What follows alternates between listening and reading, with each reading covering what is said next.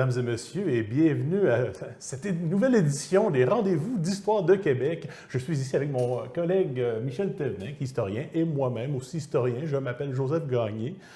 Aujourd'hui, nous avons notre présentation qui s'appelle « Entre dés et dentelles, divertissement et armée en Nouvelle-France au 18e siècle ». Alors, commençons avec une très bonne anecdote tirée des sources. Merci Joseph pour la petite présentation et merci au Rendez-vous d'Histoire de Québec pour l'invitation à donner aujourd'hui cette présentation. J'aimerais commencer cette conférence en citant le début du chapitre 3 de la célèbre œuvre Candide de Voltaire, qui est publiée en 1759. C'est une définition un peu de ce à quoi peut ressembler la guerre au XVIIIe siècle. Je cite « Rien n'était si beau, si leste, si brillant, si bien ordonné que les deux armées. Les trompettes, les fifres, les hautbois, les tambours, les canons formaient une harmonie telle qu'il n'y en eut jamais en enfer. Les canons renversèrent d'abord à peu près 6 000 hommes de chaque côté. Ensuite, la mousqueterie ôta du meilleur des mondes 9 à 10 000 coquins qui en infectaient la surface. La baïonnette fut aussi la raison suffisante de la mort de quelques milliers d'hommes. Le tout pouvait bien se monter à une trentaine de mille âmes. Candide, qui tremblait comme un philosophe, se cacha du mieux qu'il put pendant cette boucherie héroïque. On a donc ici l'image un peu à l'origine ou presque du cliché de la guerre en dentelle, une guerre du XVIIIe siècle qui serait joyeuse, guillerette, presque distrayante pour des nobles. À l'opposé, quelques pages avant ce passage, Voltaire, toujours dans son Candide, exprime la difficulté des conditions de vie des soldats à l'époque, avec un entraînement qu'on pourrait reconnaître très durement à la prussienne. Je cite, Candide est donc victime de cet entraînement à la prussienne. On le fait tourner à droite, à gauche, hausser la baguette, remettre la baguette, coucher en joue, tirer, doubler le pas, et on lui donne 30 coups de bâton. Le lendemain, il fait l'exercice un peu moins mal, et il ne reçoit que 20 coups. Le surlendemain, on ne lui en donne que 10, et il est regardé par ses camarades comme un prodige. Donc on a l'opposition entre, d'un côté, une guerre presque joyeuse, presque un divertissement pour la noblesse, et de l'autre côté, les souffrances du soldat, la discipline de fer, la sueur et le sang. Toutefois, c'est un petit peu plus complexe que ça, la guerre au XVIIIe siècle. Il y a aussi des périodes de divertissement, c'est ce dont on va vous parler aujourd'hui. Eh bien, d'ailleurs, voici justement, comme vous voyez à l'écran, l'image qu'on se fait de la guerre au XVIIIe siècle. Alors, vous avez un fort qui contient des forces armées, mais n'empêche, ironiquement, à la guerre, il n'y a pas que la guerre. Effectivement, il faut se rappeler que pendant la guerre de 7 ans, c'est-à-dire, comme on le connaît au Québec, la guerre de la conquête, ce n'est pas la guerre constante. Oui, il y a des accros, il y a quand même des rencontres de guerres de partis, comme on connaît anciennement tout le long de la Nouvelle-France. Mais la différence cette fois-ci avec la guerre de 7 ans, qui a lieu entre 1756 et 1763 officiellement, en Amérique, elle va commencer 2 ans plus tôt, en 54, eh bien, la grosse différence, c'est que la France et l'Angleterre vont envoyer des effectifs énormes en Amérique. Juste pour la Nouvelle-France, on parle d'au-dessus de 7000 soldats français qui vont débarquer au Canada. Et ces soldats vont passer souvent l'année à se préparer pour une ou deux grosses campagnes à la fois. Donc, par exemple, lorsqu'on songe à la bataille de Carillon sur le lac Champlain, ou bien l'attaque contre le fort William Henry, dont on connaît tous du film Le Dernier des Mohicans, eh bien, souvent, ce sont des guerres, des batailles plutôt qui vont avoir lieu à la fin d'une longue saison de préparation. On va préparer des tranchées, on va construire des nouveaux forts. Et entre-temps, eh bien, finalement, le temps se passe un peu comme sur cette prochaine image où on voit le soldat en train de passer son temps, en train de réfléchir ou en train de se divertir. Donc aujourd'hui, nous allons vous parler justement de comment les soldats occupent ce temps mort, essentiellement leur temps libre. Dans les sources auxquelles Joseph et moi sommes habitués, puisque nous travaillons tous les deux sur la guerre de 7 ans, il y a de très fréquentes allusions aux jeux de hasard, de dés, de cartes, comme on peut le voir à l'écran. Ils se déclinent sous de très nombreuses formes, que ce soit le tric-trac, le pharaon, la bassette, le lance-quenet ou bien d'autres. On aurait bien aimé pour cette conférence aujourd'hui pouvoir rentrer un peu dans les détails de chacun de ces jeux, expliquer les règles, comment ça se joue, les arcanes de ces jeux. Malheureusement, nous sommes tombés face à un des défis principaux de l'historien qui est le manque de sources. Dans les sources qu'on a mobilisées pour cette conférence aujourd'hui, ça reste extrêmement flou, extrêmement vague sur quels sont ces jeux et comment ça se passe exactement. On a plus d'autres indications sur d'autres éléments que nous allons traiter aujourd'hui, comme par exemple le discours qu'on a sur le jeu à l'époque et les mesures de répression qui vont pour contrôler et sanctionner les jeux de hasard. Le règne de Louis XIV, le roi Soleil que tout le monde connaît, voit une transformation justement au XVIIe siècle dans ce discours sur le jeu. Avec l'avènement d'une société de cour qui réunit un très grand nombre de nobles à Versailles auprès du roi, le roi a besoin de les occuper, cette noblesse, pour leur ôter toute volonté politique de nuire à la royauté. Et les jeux de hasard deviennent un moyen extrêmement efficace. Dans un premier temps, c'est assez problématique puisqu'il y a tout un discours de légitimation qui a besoin d'être fait autour du jeu pour rendre cette chose, le jeu de hasard, morale et acceptable. On assiste donc à la fin du XVIIe siècle, mais surtout dans la première moitié du XVIIIe, à un véritable foisonnement intellectuel de théologiens, de philosophes, de penseurs, de moralistes sur le discours sur le jeu, et notamment le besoin de gagner une légitimité morale pour ce jeu, qui devient non plus tant la condition en elle-même de jouer devient non plus moralement condamnable, mais c'est plus l'ensemble des conditions autour, le blasphème, les excès, les pertes d'argent beaucoup trop excessives eu égard à la fortune des joueurs. On a un exemple qui arrive ici sur l'écran, c'est le dictionnaire de cas de conscience de M. Jean Pontas qui est publié en 1715.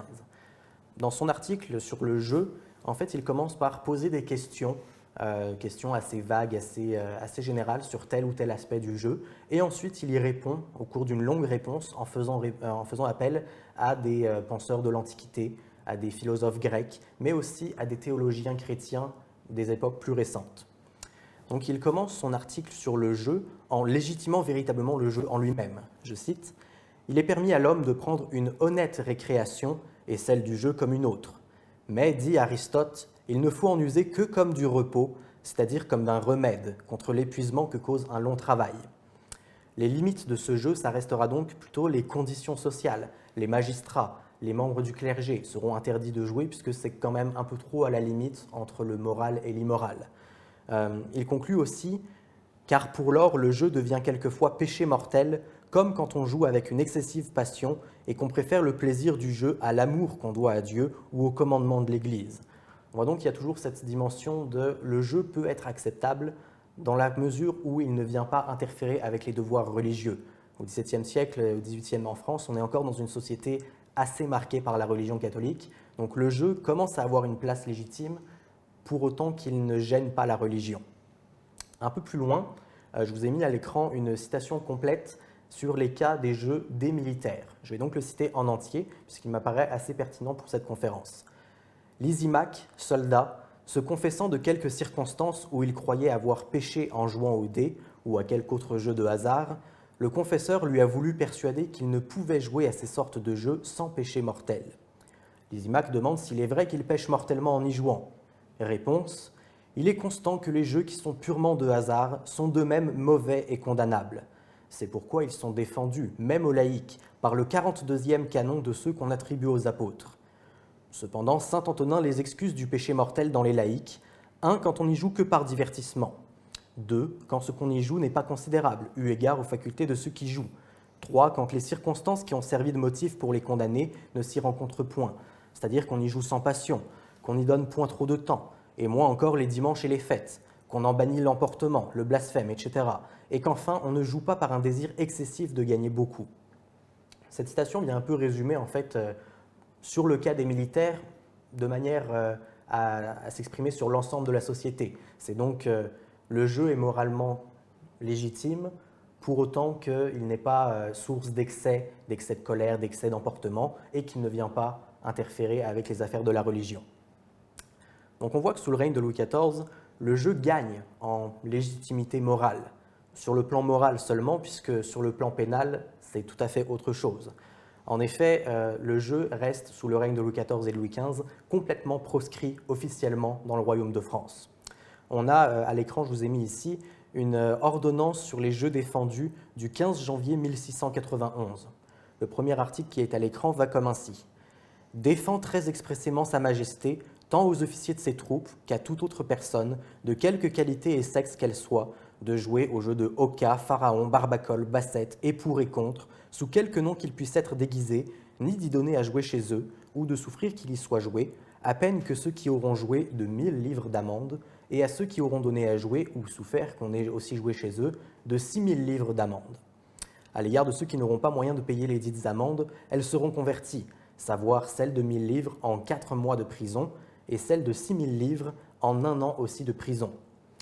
Le texte de cette ordonnance est repris au mot près ou presque en 1742, donc quand même 50 ans après, par une ordonnance émise par le gouverneur de Louisbourg sur l'île Royale, donc l'actuelle île du Cap-Breton en Nouvelle-Écosse, et le commissaire ordonnateur, qui est un peu le contrôleur civil de ce genre d'affaires-là, un certain Bigot, qu'on retrouvera quelques années plus tard au Canada. Cette interdiction de jouer est réitérée à plusieurs reprises, par exemple avec une ordonnance de décembre 1744 qui reprend un peu ces mêmes termes, mais qui l'étend à l'ensemble des colonies. On a toujours le besoin de rappeler constamment l'interdiction de jouer, tant aux militaires que dans l'ensemble de la société. Dans une lettre qu'il envoie à l'un de ses officiers, M. de Bourlamaque, le 24 novembre 1756, le marquis de Montcalm mentionne pour le Canada, je cite, « Monsieur le marquis de Vaudreuil m'a ordonné de faire renouveler les défenses de jeux de hasard par les commandants de corps. » Il semble cependant que ces interdictions à de multiples reprises répétées ne sont pas toujours comprises, y compris par ceux qui sont censés les faire appliquer. On a là aussi une anecdote à Québec, à l'hiver 1758, qui montre un tel cas. Toujours le marquis de Montcalm, qui écrit le 22 février 1758 au même monsieur de Bourlamaque, montre que le gouverneur de la Nouvelle-France, le marquis de Vaudreuil, donc le personnage le plus important dans la colonie sur le plan symbolique, autorise à jouer chez lui. Je cite, « On joue au 15 chez monsieur le marquis de Vaudreuil parce qu'il assure qu'il n'est pas défendu dans l'ordre du roi. Et comme c'est lui qui est chargé de l'exécution et qu'il ne me l'a ni communiqué ni remis une copie, je ne dis mot. Et si on le joue à l'intendance, faites de même. » Par contre, une dizaine de jours plus tard, une lettre du même Montcalm au même Bourlamaque montre qu'il semble y avoir une méprise de la part de Vaudreuil. Je cite, « Monsieur Duplessis, major, ayant fait voir à monsieur le marquis de Vaudreuil qu'il n'avait pas bien lu l'ordre du roi et que le 15 est défendu nommément, monsieur de Vaudreuil a mis en prison, par un effet rétroactif, le nommé Mata, qui tout l'hiver a tenu un tripot pour les jeux de hasard. » On voit donc qu'il y a certes une incompréhension de la part des hautes sphères de la colonie quant aux interdictions de jouer, mais que la sanction ne s'applique pas de la même façon selon qu'on est le gouverneur de Vaudreuil ou un simple roturier qui a tenu tripot. Et d'ailleurs, tantôt, Michel mentionnait qu'on essaie de contrôler le jeu partout dans les colonies. D'abord, il faut se rappeler que la Nouvelle-France, ce n'est pas que le territoire moderne du Québec, ni même le Canada, mais vraiment inclut le Canada, les Maritimes, l'Acadie, c'est-à-dire, et la Louisiane. Et même en Louisiane, on cherche à contrôler, à mitiger l'effet du jeu. D'ailleurs, tout comme au Canada, la succession d'édits et de règlements contre le jeu montre à quel point le jeu prolifère dans la colonie. Même le 18 septembre 1754, à la Nouvelle-Orléans, le gouverneur de la Louisiane, Kerlerick, va écrire au ministre en train de se plaindre comment il est en train d'essayer de contrôler le jeu, un peu, sans vouloir dire, transformer sa propre demeure en casino contrôlé. Je cite.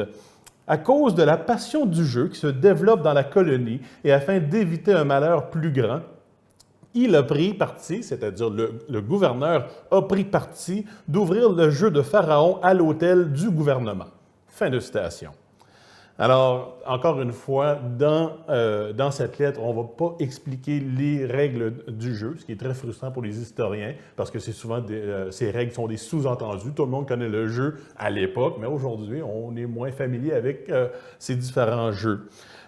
Mais il faut se rappeler aussi qu'au-delà de simplement contrôler le jeu en l'intégrant dans la vie administrative de la colonie, c'est aussi une question de développer un clientélisme entre différents officiers et bourgeois de la colonie. Donc, c'est vraiment un lieu de rencontre sociale pour monter les échelons.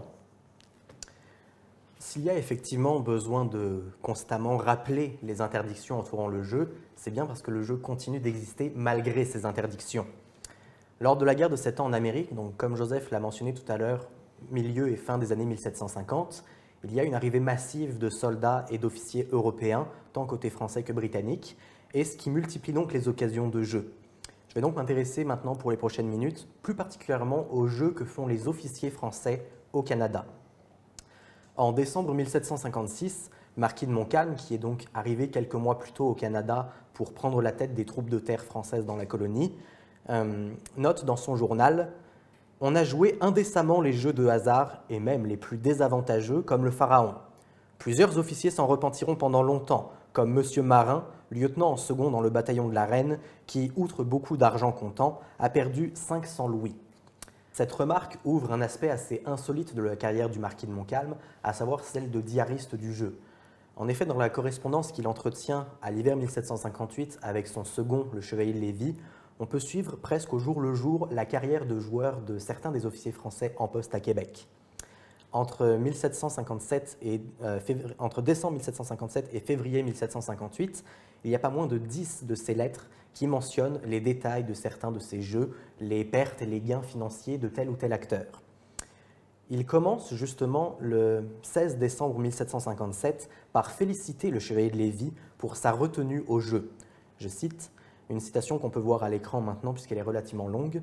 « Rien n'est mieux que votre conduite au sujet des jeux de hasard. Voici le détail de ce qui se passe à cette occasion à Québec, que vous pouvez ne pas laisser ignorer à nos officiers. On n'a jamais joué chez Madame Chevalier, mais bien chez une Madame du régiment de Guyenne il y a un mois. Le mari puni par mois, défense, nulle récidive. Chez Monsieur l'Intendant, il a ouvert lui-même par un beau top-étingue où il a gagné 100 louis, beaucoup de 15 aux 12 francs la fiche, de gros passe-10, de gros tris aux 20 francs la fiche, 6 francs pour spadille et 2 louis de queue. Le jeu chez la Vérandrie a dû être occasionné par un monsieur Dessonnier, grand joueur, qui y est logé. Bougainville, que je vois on ne saurait moins, perd, ainsi que la Rochebeaucourt. Ce dernier a moins de ressources que le premier. Il continue son compte-rendu auprès du chevalier de Lévis le 30 décembre suivant. Je cite « Toujours gros jeu. L'intendant, hier et avant-hier, avait perdu 450 louis de la perte au gain. Johannes a perdu ce soir 300 louis. Enfin, l'intendant ayant le carnet ou les cartes à la main est quelquefois effrayé et refuse. Monsieur de Selle gagne de 5 à 600 louis, mais il combat encore. » Il continue toujours sur le même ton le 4 janvier 1758 en intégrant à son récit ses propres jugements, quitte à parfois exagérer un peu. On voit sur la diapositive suivante la rue Quincampoix, qui est une rue de Paris qui était très célèbre au début du XVIIIe siècle pour accueillir plusieurs établissements bancaires et de bourses ou de proto-bourses. Et c'est là que se faisaient et se défaisaient les fortunes, notamment en 1720, lors de la crise de la compagnie du Mississippi, conjointe à celle du papier-monnaie de John Law, où beaucoup de personnes ont perdu des fortunes en quelques heures ou quelques jours. C'est comme le Bitcoin avant le Bitcoin. Tout à fait. Donc, M. de Montcalm écrit dans cette lettre le 4 janvier 1758 « Jamais la rue Quincampoix n'a produit autant de changements dans les fortunes. Bougainville se rattrape, de Selle décline, l'intendant perd, Cadillac reprend le ton, Marin continue de jouer et perd, les petits pontes se rend plus meilleurs. Votre petit ami Johannes avait gagné 500 louis, mais il voulait en avoir 1000 le pot au lait à verser. Le ton de décence, de politesse, de société est banni de la maison où il devrait être. Je crains d'être obligé, avant la fin du carnaval, de punir quelque joueur qui aura oublié que son camarade de jeu est l'homme du roi. » On voit dans ces lettres les très importantes sommes d'argent que perdent chaque soir ces officiers. Elles peuvent atteindre des sommets extrêmement impressionnants, comme lorsque, en février 1758, l'intendant Bigot, qui était en 1742 à Louisbourg comme commissaire ordonnateur et qui tient une maison de jeu dans son palais à Québec, en une seule nuit, en février 1758, il perd 36 000 livres. C'est une somme absolument énorme quand on considère qu'après la guerre, les officiers de retour en France, la plupart toucheront une pension annuelle de quelques centaines de livres et pour les plus chanceux, quelques milliers de livres. Dans une autre lettre au chevalier de Lévis du 22 janvier 1758, Marquis de Montcalm explique pourquoi ces montants perdus et gagnés au jeu sont si élevés. Je cite « Les nouvelles de la nuit sont mauvaises pour l'intendant, Madame Péan, Lestan, Johannes, bonnes pour Cadillac, Bougainville, Debrau. Le reste ne vaut pas la peine d'être nommé, quoiqu'il y ait des acteurs qui gagnent ou perdent 100 ou 150 louis. Mais pour qu'on parle de vous, il faut être homme à perdre 3 ou 400 louis. » En effet, les officiers militaires qui jouent frénétiquement chez l'intendant à Québec sont pour l'immense majorité des nobles. Si vous vous souvenez bien, quelques minutes auparavant, j'ai expliqué que le jeu avait une certaine popularité dans la noblesse à Versailles depuis le règne de Louis XIV. On voit au XVIIIe siècle que les nobles sont pleinement intégrés dans cette culture du jeu, le jeu comme activité certes ludique, mais aussi activité sociale. C'est un moyen comme un autre de tenir son rang, comme la chasse, la danse, les mondanités, les salons philosophiques. Le jeu est une de ces activités mondaines. Et surtout, les nobles doivent être capables de montrer qu'ils peuvent perdre gros au jeu, parce qu'ils sont tellement riches, ils doivent justifier leur place dans l'élite. Donc ils doivent justifier le fait de pouvoir gagner des sommes faramineuses en un claquement de doigts sans que ça les affecte énormément. Mais d'ailleurs, on voit que dans la colonie aussi, à quelques milliers de kilomètres de Versailles, les officiers français et canadiens sont pleinement intégrés dans cette culture nobiliaire du jeu comme activité sociale pour tenir son rang. À Versailles d'ailleurs aussi, le roi de France, qui est après tout le premier des nobles, doit lui aussi se plier à cette propre règle de dépenser beaucoup au jeu. On a souvent à l'image en tête à la fin de l'Ancien Régime des dépenses exceptionnelles de Marie-Antoinette, femme de Louis XVI, dans les tables de jeu à Versailles. On oublie souvent aussi que Louis XVI lui-même perdait énormément au jeu. Alors oui, il y a quelques exceptions. Certains nobles, en France comme en Nouvelle-France, refusent de se prêter à ce jeu de perdre énormément d'argent au jeu, tout simplement parce qu'ils n'en ont pas les moyens financiers ou un manque d'attrait et de goût. C'est le cas par exemple pour le marquis de Montcalm, qui de temps à autre quand même se laisse tenter par une partie à tel jeu, à telle table, mais il se fait remarquer par son extrême retenue et ses jugements assez négatifs sur ses officiers qui jouent constamment. D'ailleurs, je dois absolument mentionner que, alors qu'on était en train de préparer cette présentation, je suis tombé justement sur le texte d'un autre officier, un certain Lapelouse, arrivé de France. Son journal se trouve à Harvard et en le lisant, je n'ai pas pu m'empêcher de sourire en le lisant, porter des observations semblables sur le jeu, mais monsieur insiste. Moi, toutefois, j'arrête d'en parler parce que le jeu, ça ne m'intéresse pas. Mais, contrairement à la pelouse, chez d'autres soldats, le jeu les intéresse aussi. Donc, chez les soldats qui ne sont pas officiers, c'est d'ailleurs un jeu qu'on va essayer de contrôler dans les forts, souvent au fort Carillon sur le lac Champlain. Il y a souvent justement des ordonnances répétées du chevalier de Lévis et de Montcalm en train de dire les hommes doivent arrêter de jouer au jeu. On est à la guerre en ce moment. Mais n'empêche que, comme vous pouvez voir à l'écran, nous avons quand même de très bonnes preuves visuelles des activités des soldats. Et si on se rapproche de la main des soldats, comme vous voyez à l'écran, on voit très bien leurs mains, les cartes qu'ils ont en main. Bien entendu, les éléments iconographiques ne sont pas les seules preuves qu'on a du jeu chez les soldats. On a aussi, bien entendu, des traces dans les écrits. Et dans le cas du Canada, nous avons un seul journal écrit de la main d'un soldat pendant la guerre de 7 ans, un certain Joseph-Charles Bonnin, dont nous sommes extrêmement chanceux, non seulement d'avoir son journal, mais pour ceux d'entre vous qui nous écoutez aujourd'hui, voulez lire le journal, vous pouvez le trouver gratuitement en ligne. Vous avez juste à aller fouiller, par exemple, sur le site web de Bibliothèque et Archives nationales du Québec. C'est un livre qui se lit très bien, presque comme un roman. Et d'ailleurs, Bonnin nous offre un extrait au sujet d'un de ses collègues qui a abusé, disons, non seulement du jeu, mais de lui. Et donc, pour illustrer aussi, comme vous voyez, je place à l'écran une image du graveur William Hogarth, qui est un graveur britannique très célèbre. Et j'adore cette caricature de l'abus du jeu qui semble très, très appropriée pour notre anecdote. Alors, je lis Bonnin et vous me pardonnerez la lecture de sa syntaxe du 18e siècle. On me donna pour camarade de lit, car l'on couchait 2 à 2, un Parisien, lequel, avec une jolie figure faite pour plaire, avait le défaut du jeu et de la boisson. Il était encore méchant, querelleur, mettant souvent l'épée à la main, sans ménagement ni considération. Cependant, avec le temps, je parvins à prendre un tel ascendant sur lui que je l'arrêtais dans ses emportements par ma seule présence. À jeun, il était doux et aimable, surtout envers des femmes qu'il s'étudiait à tromper. Il se passionnait pour la danse, dont il s'acquittait très bien. Il m'en donna goût en m'introduisant avec lui dans les bals et me donnant des principes à cet effet. De sorte qu'au bout de 3 mois, je devins par ses soins son second dans cet art, ce qui ne contribua pas peu à le détourner de ses défauts, au moins pour un temps. Mes complaisances l'avaient mis à même de faire usage de mes habillements, au point qu'il m'usait tout et me privait souvent de sortir en s'emparant du mieux de mes vêtements et de mon argent. Cette conduite refroidit mon amitié et me détermina à rompre avec lui. » Fin de citation. Donc, nous venons de parler longuement sur les jeux de cartes, mais bien entendu, les cartes ne sont pas les seuls jeux en Nouvelle-France.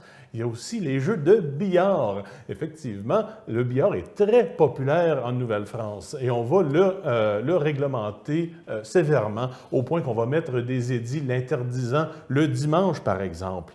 Le 16 décembre 1714, il y a une ordonnance de l'intendant Bégon qui fait défense, et je cite, « défense à tout cabaretier, aubergiste et autres vendeurs de boissons, comme à ceux qui donnent à jouer au billard, de recevoir chez eux aucun habitant les dimanches et fêtes pendant le service divin ou après la retraite battue, à peine de prison et de 20 livres d'amende. » Et ceux qui vont avoir des tables de billard chez eux doivent aussi en demander la permission. Autre exemple, le 29 mai 1727, on donne la permission à Henri Quint, dit Lataille, permission accordée par l'intendant Dupuis, de tenir un billard dans sa maison. Le billard est tellement populaire qu'on le retrouve même en plein milieu du pays d'en haut, c'est-à-dire la région des Grands Lacs, particulièrement au fort Michilimackinac, le poste de traite le plus important de la région. Les marchands vont d'ailleurs commander des jeux de billard à partir de Montréal et on a des preuves non seulement dans les archives écrites, mais aussi, comme vous voyez à l'écran, nous avons un très bel exemple d'une boule de billard retrouvée sur les lieux à Michilimackinac, dans l'État du Michigan aujourd'hui.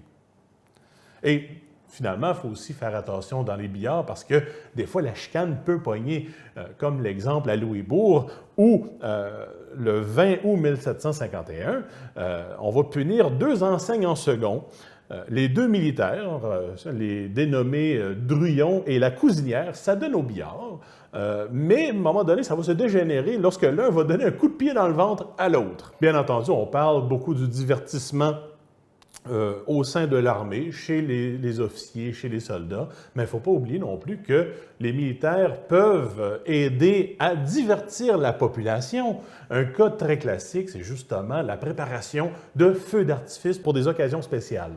Dans ce cas ici, encore une fois, on va se tourner à notre très cher Joseph-Charles Bonnin, qui nous offre des détails croustillants sur la vie pendant la guerre de 7 ans en Amérique. Bonnin se fait inviter pour se joindre avec d'autres soldats pour préparer des feux d'artifice pour la naissance du fils du dauphin. Donc, on va faire de grosses célébrations à Québec. Les soldats doivent préparer les feux d'artifice sur la rivière Saint-Charles et, comme l'explique Bonnin, eh bien, il va y avoir un gros accident. Je le cite. Peu après cette époque, on ordonna une fête à l'occasion de la naissance du duc de Bourgogne, fils du dauphin. Des préparatifs furent faits pour tirer un feu d'artifice. Ce furent les canonniers qui en eurent la direction sous les ordres de leur commandant. Je fus par conséquent du nombre des travailleurs, ce qui m'obligea de quitter le négociant chez lequel je travaillais et où j'étais comme un enfant adoptif. Nous fûmes occupés 3 mois à la préparation de cet artifice. Le 13 juillet était le jour fixé pour tirer le feu, et je remarque pour mon collègue, c'est très proche du 14 juillet. Alors, 12 canonniers furent chargés de l'exécution. J'en fis partie. Le jour arrivé, on nous revêtit d'habits et de casques de peau par précaution, ce qui ne fut pas inutile, car au moment où nous n'attendions que le signal pour mettre le feu, une mèche allumée et portée sans précaution mit en passant le feu à une fusée qui, par son explosion, la communiqua à une boîte où il y avait 100 fusées, lesquelles partant mirent le feu à plusieurs autres et bientôt tout l'artifice du théâtre fut enflammé et brûla une partie de la charpente. Mais l'histoire n'est pas finie, parce que ce fut l'ouvrage d'un quart d'heure. 5 canonniers furent entièrement brûlés et 4 grièvement blessés. Comme mon poste se trouvait à des accessoires un peu éloignés du théâtre, je fus moins exposé et cependant pas assez éloigné pour ne pas me sentir l'explosion, car les fusées portèrent dans tous les sens et m'enveloppèrent de telle sorte qu'il me fallut rester immobile à ma place. Je n'en fus pas moins blessé, mais légèrement à l'épaule et mon vêtement en partie brûlé. La violence du feu étant apaisée, je pus alors quitter ma place pour m'approcher du théâtre à moitié brûlé. Je ne fus pas peu surpris de trouver autant de morts et de me voir troisième de sauvé. Beaucoup de spectateurs furent pareillement surpris de ce que nous n'étions pas tous péris. Chacun nous en témoigna sa joie. L'intendant nous fit donner à chacun une gratification de 50 francs. Eh bien, l'aventure ne s'arrête pas là parce que, justement, le feu d'artifice a flambé, jeu de mots, mais on veut quand même avoir notre célébration. Et donc, on va réembaucher les soldats survivants, dont Bonin, se disant, bon, maintenant, ils ont appris leur leçon, quoi ne pas faire. Et le pauvre Bonin, le soir des feux d'artifice, va être tellement nerveux en allant allumer la barque remplie de fusées qu'il va sauter trop tôt et tomber dans l'eau au lieu du canot qui devait le mener à bon port. Mais finalement, l'histoire se termine bien, les feux d'artifice se sont très bien déroulés. Et sur la prochaine diapo, comme nous voyons, une autre occupation assez commune chez les soldats est le dessin. Je dis commun, c'est quand même ironique toutefois que malheureusement, nous n'avons pas beaucoup de ces croquis qui survivent à ce jour. Ce que vous voyez à l'écran, finalement, le croquis de l'Autochtone est un croquis de la main de Townsend, qui est un des officiers de Wolfe. Nous avons, dans les archives britanniques, plusieurs de ces croquis qui survivent à ce jour.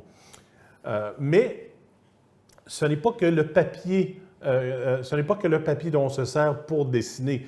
Comme on voit sur la prochaine diapo, il y a aussi les cornes à poudre. Alors, dans le temps libre des soldats, eh bien, certains qui vont se servir de cornes à poudre peuvent graver et gosser des images. Et souvent, ces cornes à poudre finissent par être des souvenirs de batailles, de lieux visités, et carrément des cartes de référence qui, non seulement sont utiles aux soldats, mais vont parfois être gravées et copiées et reproduits sur d'autres cornes parmi leurs collègues. Bien entendu, ces cornes semblent être beaucoup moins communes du côté des Français. Ils en existent certainement, mais du côté français, l'armée française avait tendance à munir leurs soldats de cartouchières. Donc, ce n'était pas nécessaire d'avoir une corne à poudre pour remplir son fusil, lorsqu'on pouvait tout simplement sortir une cartouche de papier déjà remplie avec la balle et la poudre nécessaire.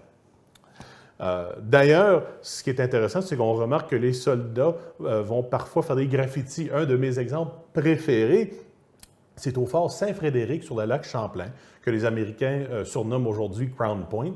Et le musée qui se trouve au fort Saint-Frédéric contiennent un morceau de pierre qui a été découvert, à mon souvenir, soit à la fin du 19e ou début 20e siècle, qu'on a découvert une pierre sur laquelle un soldat avait gravé une maison. Donc, tantôt, on parlait de on vient de parler de corne à poudre, et qui dit poudre pour fusil, dit fusil, qui dit fusil peut aussi dire chasse. Et la chasse, bien entendu, comme Michel soulignait plus tôt, est une activité assez commune chez les soldats et les officiers.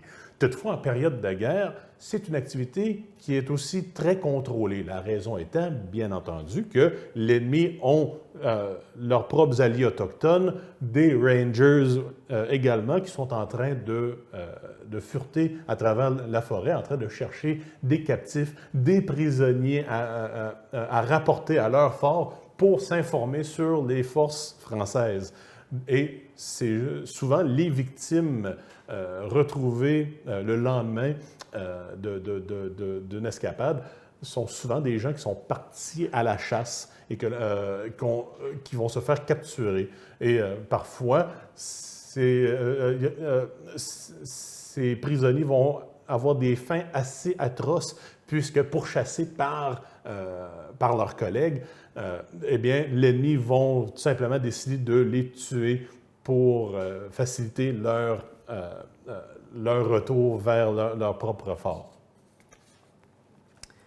Au-delà des jeux de hasard, des jeux d'argent, des jeux de cartes ou de dés, au-delà de la chasse ou du dessin, un autre type de divertissement qu'on retrouve chez les militaires, c'est celui de la lecture. Même si généralement les officiers sont plus aptes à lire que les soldats, tout le monde, y compris une bonne partie des soldats, peut quand même avoir accès à ce divertissement de la lecture. Par exemple, en février 1759, à Québec, on vend en public la bibliothèque d'un certain Guillaume Verrier. Le marquis de Montcalm, qui est donc noble et qui est l'un des principaux militaires de la colonie, puisqu'il est rien de moins que le commandant des troupes de terre françaises au Canada, n'achète qu'un seul livre de cette bibliothèque. Par contre, un autre soldat, un simple soldat dont on n'a malheureusement pas le nom, se permet pour sa part d'acheter pas moins de 6 livres. Il est vrai que les sources nous donnent, hélas par contre, plus l'occasion de constater des officiers en train de lire que des soldats. C'est la raison pour laquelle je vais maintenant m'attarder sur la lecture des officiers en Nouvelle-France. Le marquis de Montcalm, justement, lui, est un très bon exemple de ce loisir de la lecture. En mars 1756, juste avant qu'il traverse l'Atlantique pour aller prendre son poste au Canada, il lit l'Histoire de la Nouvelle-France de l'abbé de Charlevoix, publiée en 1744.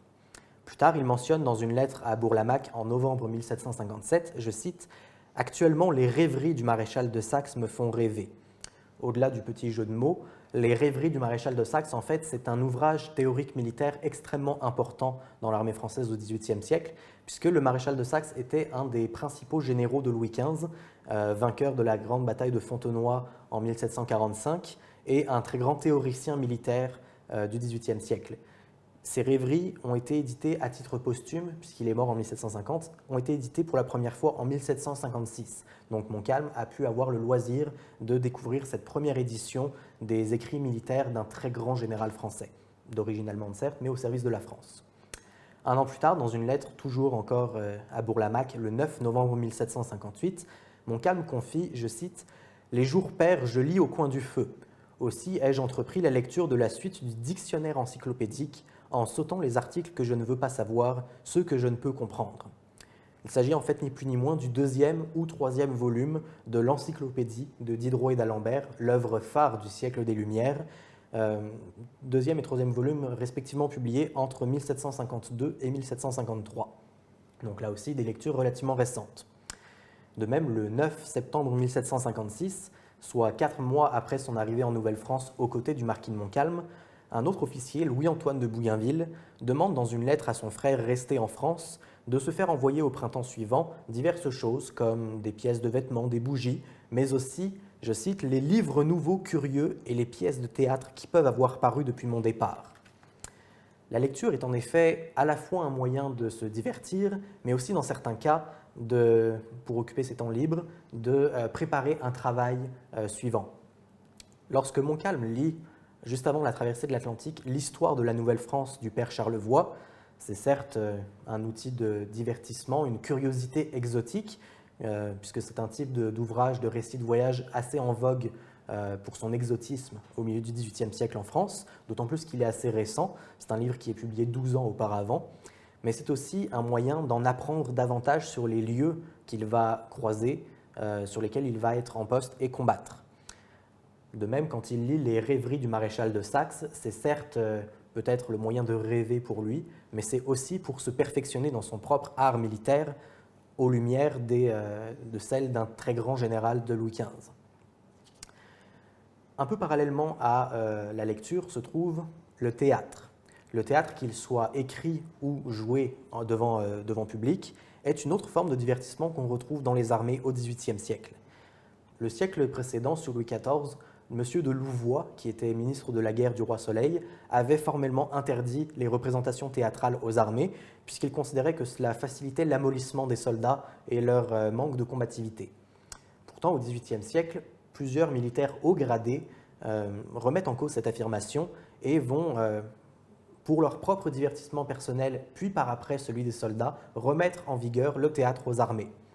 Un exemple extrêmement fameux, c'est celui encore et toujours de Maurice de Saxe, le maréchal de Saxe, qui est un général allemand au service de Louis XV, qui, pendant la campagne de 1746 dans les Flandres, donc sur l'actuelle Belgique, fait venir auprès de son armée, à Bruxelles, l'auteur et comédien à succès Simon Favart, qui avait alors énormément de succès à Paris, et qui donne et qui compose de nombreuses représentations pour l'armée française du maréchal de Saxe. Mais le marquis de Montcalm évoque dans son journal de campagne la présence du théâtre aux armées aussi en Nouvelle-France.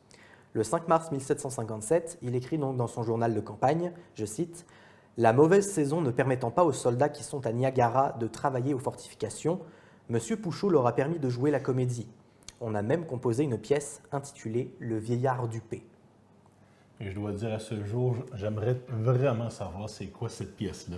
Mais malheureusement, on n'a pas de texte qui survit du contenu de cette pièce de théâtre. Et comme disait Michel, justement, on connaît beaucoup plus les habitudes de lecture des officiers, parce que ce sont les officiers qui sont les premiers à écrire.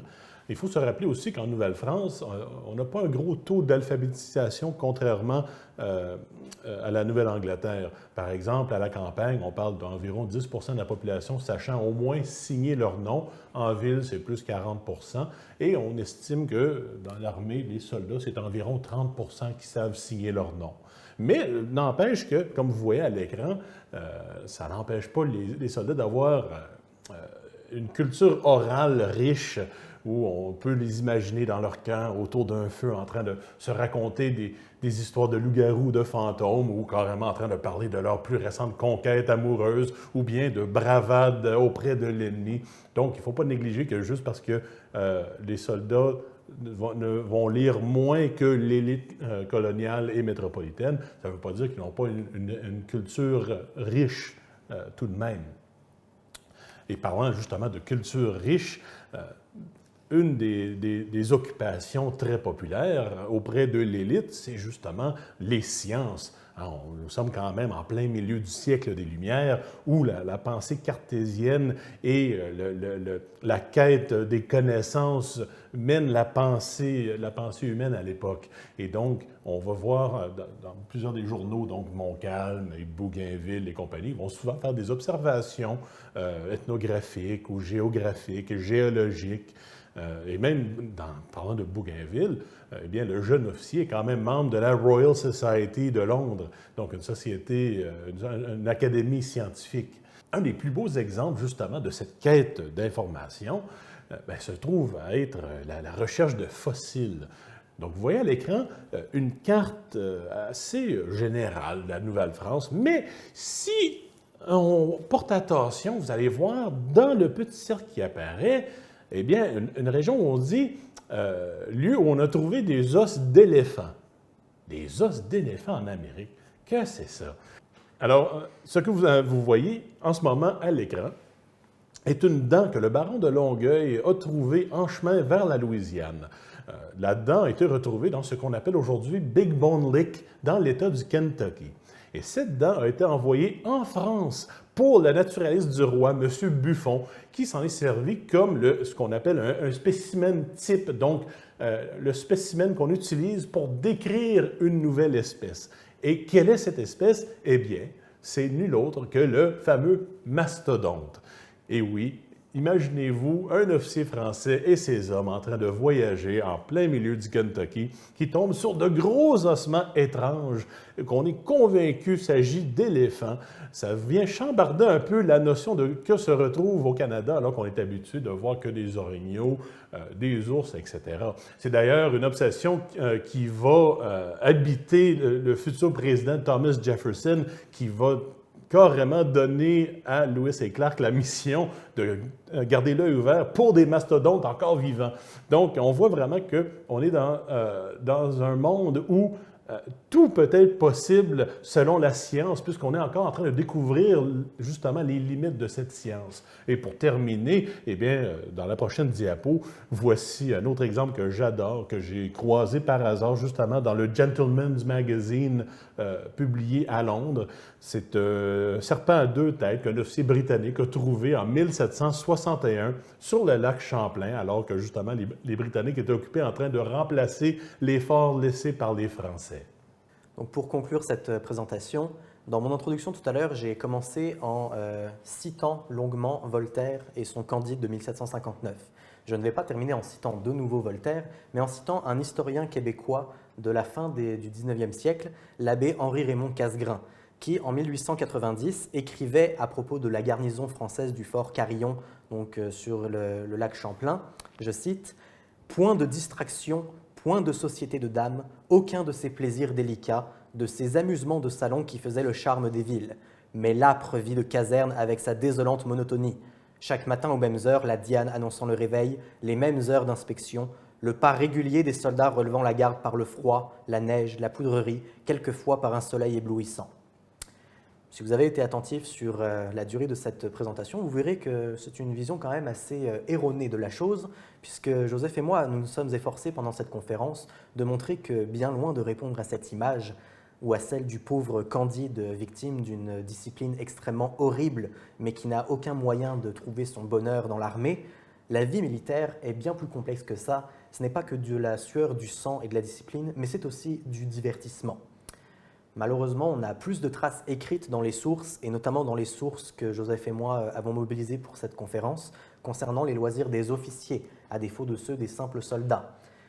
La plupart étant nobles pour les officiers, ces loisirs dépassent la sphère militaire pour beaucoup et entrent dans une dimension véritablement sociale, de paraître noble. Toutefois, les sources iconographiques permettent de rééquilibrer un peu cette balance sociale, puisqu'on a plus d'iconographie militaire de soldats en train de s'adonner aux loisirs, aux jeux de cartes ou de dés, plutôt que des nobles. Peut-être est-ce que c'est parce que la légitimité est encore un peu débattable. Nous n'avons malheureusement pas pu être exhaustifs en termes de loisirs militaires. Nous aurions souhaité aborder d'autres divertissements comme la musique, la danse, mais pour le temps qui nous était imparti, nous avons dû faire des choix. Nous avons quand même essayé de donner un panorama assez complet. J'espère que ça vous aura plu. Et si vous cherchez à vous divertir après nous avoir écoutés, eh bien, n'hésitez pas à visiter nos sites web en suivant l'adresse à l'écran. Merci beaucoup.